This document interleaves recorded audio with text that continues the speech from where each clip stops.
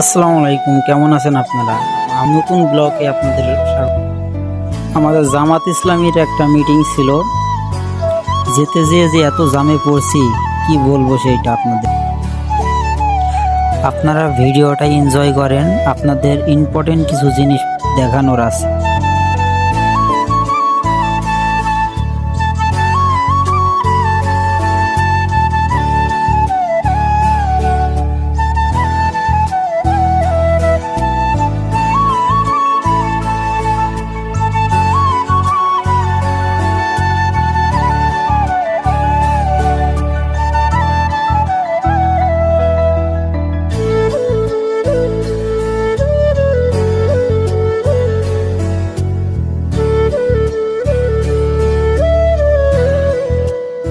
Guys, আমরা চলে এসেছি। এখানে শাপলা চত্বর ছিল, এখন এটা ভেঙে ফেলা হয়েছে।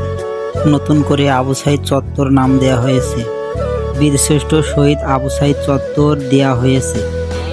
আপনারা ভিডিওর সাথেই থাকুন, গাড়িটা পার্কিং করে তারপরে আপনাদের সাথে আবার দেখা হবে।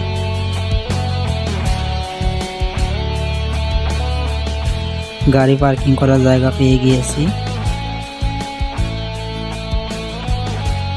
ভাই ওই সাইডে সামনে মূর্তি মোড় আছে, ভেঙে আগুন ধরে পুড়িয়ে ফেলা হয়েছে। তো আমরা এখন সেটাই দেখব, চলেন যাই দেখি।